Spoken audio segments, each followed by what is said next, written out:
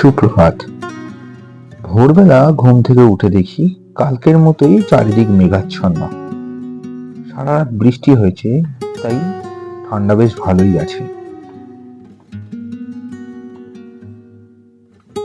আগের বার যখন এখানে এসেছিলাম তখন ইনি ছিলেন কম বয়সী, আর এবার এসে দেখি ইনি এখানকার গ্রুপের লিডার হয়ে গেছেন।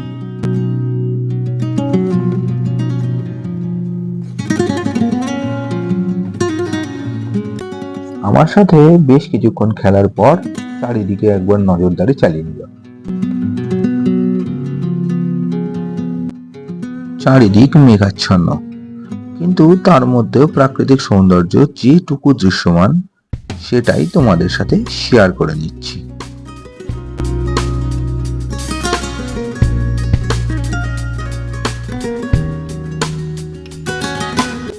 আগের বার যখন এসেছিলাম তখন এই জায়গাটা পুরো ফাঁকা ছিল, কিন্তু এবার এসে দেখছি এখানে পর পর অনেকগুলো ঘর তৈরি হয়ে গেছে। পরে আবার কখনো যদি এখানে আসি চেষ্টা করব এই ঘরগুলোয় একবার থাকার।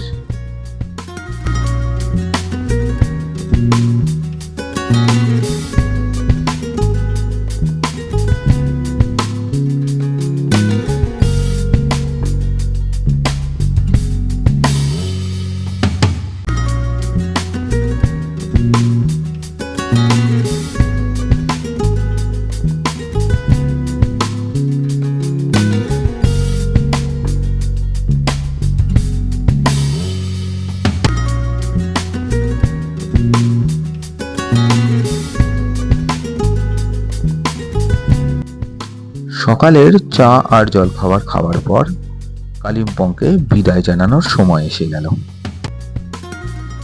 এনাদের এই ট্র্যাডিশনটা আমার খুবই ভালো লাগে। টুরিস্টের উপর নির্ভর করেই যেহেতু এদের জীবিকা, তাই টুরিস্টের আপ্যায়নে এনারা কোনো রকম খারাপ প্রভাব ফেলে না।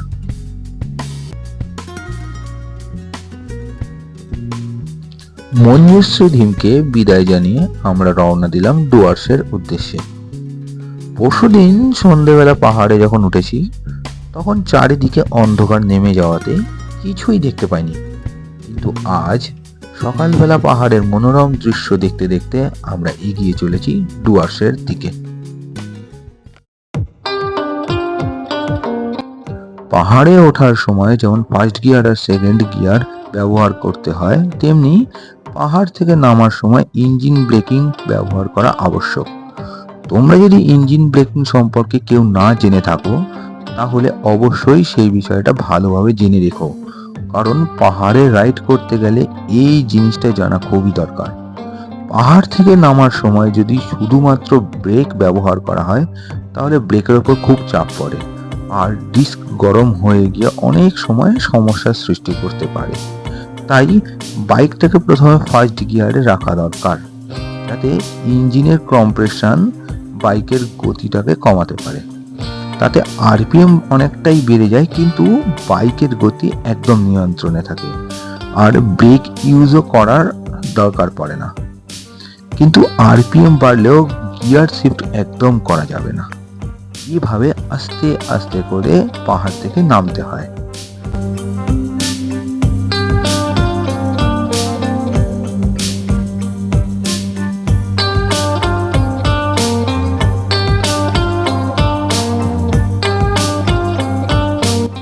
খাড়াই পাহাড় থেকে নিরাপদে নেমে এখন আমরা ডুয়ার্সের দিকে যাচ্ছি। কালিম্পং থেকে ডুয়ার্স প্রায় 60 কিলোমিটার।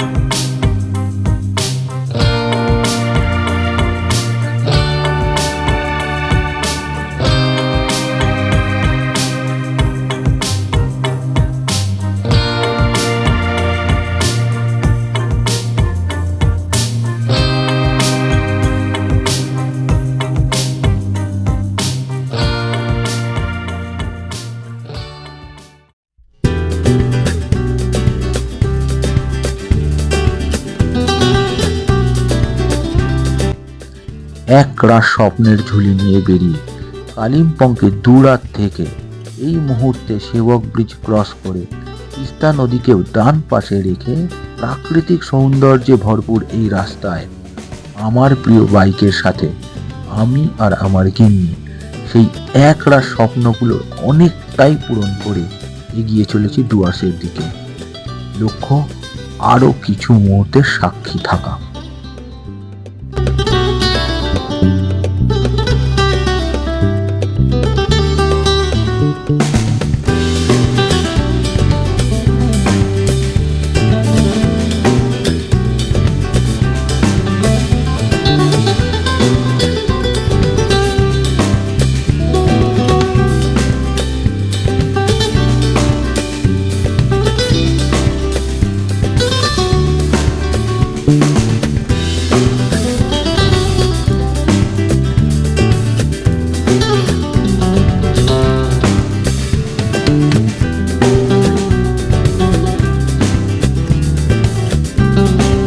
প্রায় 2 ঘন্টা যাত্রা করে আমরা পৌঁছালাম ডুয়ার্সের ধূপঝড়াতে।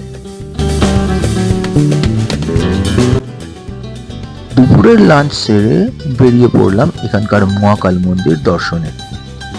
এখানে আমরা আজ থাকবো আমাদের এক রিলেটিভের বাড়িতে। তোমাদেরকে জানিয়ে রাখি, এই মহাকাল মন্দিরটা কিন্তু লাটাগুড়ি অভয়ারণ্যের মধ্যেই পড়ে।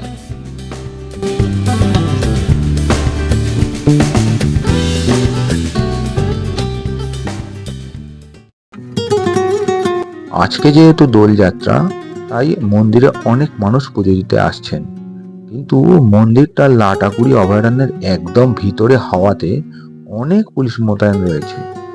আর এত কিছু আয়োজনের মূল কারণ কিন্তু একজনই। তিনি কে? তিনি আমাদের অতি পরিচিত গজ মহারাজ। মন্দিরে তেনারা মাঝে মাঝেই ঢু মারেন পুজোতে দেওয়া ফল খাওয়ার আশায়।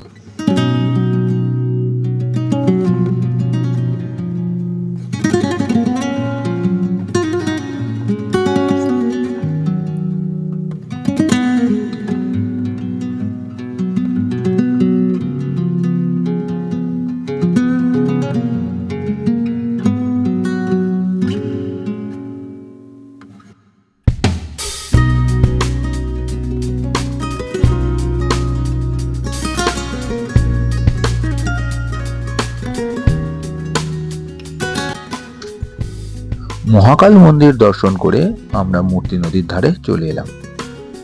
নদীর ওপাশেই অভয়ারণ্য, তা সত্ত্বেও এখানকার মানুষ কিন্তু সবকিছু উপেক্ষা করে নদীর চরেই পিকনিক করতে মত্ত।